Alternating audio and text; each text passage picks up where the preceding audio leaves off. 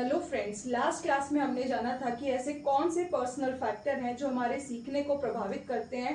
आज की क्लास में हम जानेंगे कि टीचिंग रिलेटेड कौन से फैक्टर्स हैं जो हमारी लर्निंग को प्रभावित करते हैं। तो आइए जानते हैं। फर्स्ट है difficulty level of the material. अब हम बच्चे को जो भी विषय पढ़ाने वाले हैं उसका कठिनाई स्तर है वो बहुत ज्यादा नहीं होना चाहिए, वो बच्चे की क्षमता योग्यता के अनुरूप होना चाहिए। अगर वो बच्चे की क्षमता और योग्यता के अनुरूप होता है तो बच्चे उन्हें समझकर सीखते हैं, लेकिन अगर उसका जो कठिनाई स्तर है, डिफिकल्टी लेवल है, वो बहुत ज्यादा होता है तो बच्चे उसको रटकर सीखते हैं और उसको अपनी डेली लाइफ में यूज नहीं कर पाते हैं। नेक्स्ट नंबर पर आता है लेंथ।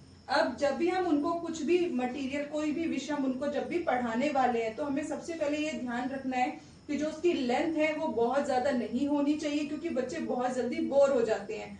तो हमें उनका जो भी हम उनको पढ़ाएं उसकी लेंथ कम होनी चाहिए, क्योंकि बच्चे बहुत जल्दी भूल भी जाते हैं। अगर हम उन्हें छोटे छोटे पार्ट्स में कोई भी चीज सिखाते हैं तो वो जल्दी सीखते हैं और उसमें इंटरेस्ट भी लेते हैं। नेक्स्ट नंबर पर आता है रेलिवेंस। हम उनको जो भी पढ़ाएं उसकी सार्थकता होनी चाहिए, उसका कुछ ना कुछ औचित्य या मीनिंग होना चाहिए, ताकि जिसका वो ढंग से उपयोग कर सके और अपनी डेली लाइफ में आगे जाकर भी उसका उपयोग कर सके। नेक्स्ट आता है टीचिंग मेथड्स। हम बच्चे को जब भी कुछ पढ़ाएं तो हमें कंटेंट के अकॉर्डिंग अपने मेथड का सिलेक्शन करना है। जैसे कि लेक्चर मेथड होता है वो बहुत बोरिंग होता है, बच्चे उसमें कम इंटरेस्ट लेते हैं, तो हम उसको कैसे इंटरेस्टिंग बना सकते हैं। हम जब भी कुछ उन्हें सिखाएं हम स्टोरी मेथड का यूज कर सकते हैं, हम ऑडियो विजुअल रेट्स का यूज कर सकते हैं, मिनिएचर्स का यूज कर सकते हैं, चार्ट्स डायग्राम, हम इनका यूज करके अपने मेथड को इंटरेस्टिंग बना सकते हैं। नेक्स्ट नंबर पर आते हैं कम्युनिकेशन। जब भी हम उन्हें पढ़ाएं तो जब भी जो भी हम उन्हें सिखा रहे हैं तो हमारी जो कम्युनिकेशन है वो बहुत स्पष्ट होनी चाहिए, जो उनको समझ में आ जाए। हम इजी वे में जो भी हम उन्हें सिखाना चाहते हैं हम उन्हें समझा पाए। ऐसा ना हो कि हम सिर्फ बोलते जा रहे हैं, ऐसा नहीं। हमें हाव भाव के साथ जेस्चर्स का यूज करके हमें बोलना चाहिए। हमें ब्लैक बोर्ड का अच्छे से यूज करना आना चाहिए। हमें अपने जो भी कंटेंट है उसकी डीप नॉलेज होनी चाहिए, ताकि हम कॉन्फिडेंटली अपना जो भी सब्जेक्ट है, हम जो भी उन्हें पढ़ा रहे हैं, अपने टॉपिक को अच्छे से डिलीवर कर पाए।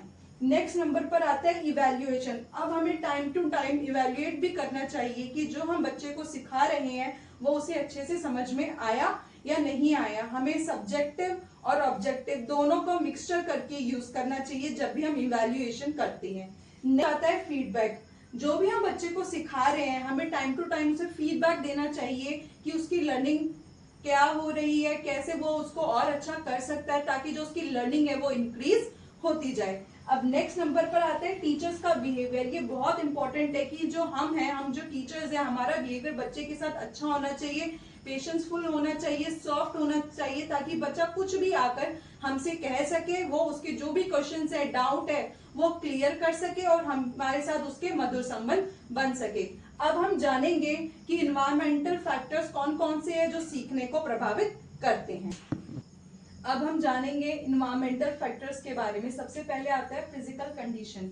हमारा जो फिजिकल इन्वायरमेंट है उसका हमारे सीखने पर बहुत प्रभाव पड़ता है। फिजिकल कंडीशन यानी कि हमारे जो जहाँ पर भी हमारी लर्निंग हो रही है, हमारा जो कक्षा का वातावरण होना चाहिए उसमें पर्याप्त मात्रा में रोशनी आनी चाहिए, हवा की अच्छे से व्यवस्था होनी चाहिए, बैठने की जगह आरामदायक होनी चाहिए। ये सब चीजें होती हैं तो हमारी जो लर्निंग का स्तर है बढ़ता है। सेकेंड नंबर पर डिसिप्लिन। जहाँ पर भी हम बच्चे को पढ़ा रहे हैं वो अनुशासन वहां पर होना बहुत जरूरी है, ताकि बच्चा अपना ढंग से ध्यान लगा पाए। लर्निंग सिचुएशन आनंददायक होना चाहिए ताकि बच्चा इंटरेस्ट ले सके पढ़ाई में। इमोशनल क्लाइमेट अच्छा होना चाहिए, टीचर से बिहेवियर अच्छा होना चाहिए, टीचर का स्टूडेंट से बिहेवियर अच्छा होना चाहिए, जिससे क्या होता है, जो इमोशनल क्लाइमेट होता है वो एक अच्छा बन जाता है। स्वस्थ कंपटीशन होना चाहिए, किसी भी तरीके की कोई राइवलरी नहीं होनी चाहिए। तो आज हमने जाना कि कौन से ऐसे टीचिंग रिलेटेड फैक्टर्स और इन्वायरमेंटल फैक्टर्स है जो हमारे सीखने को प्रभावित करते हैं। नेक्स्ट क्लास में हम इवान पावलोव की थ्योरी के बारे में जानेंगे, तो हमारी नेक्स्ट क्लास को आप जरूर देखिएगा।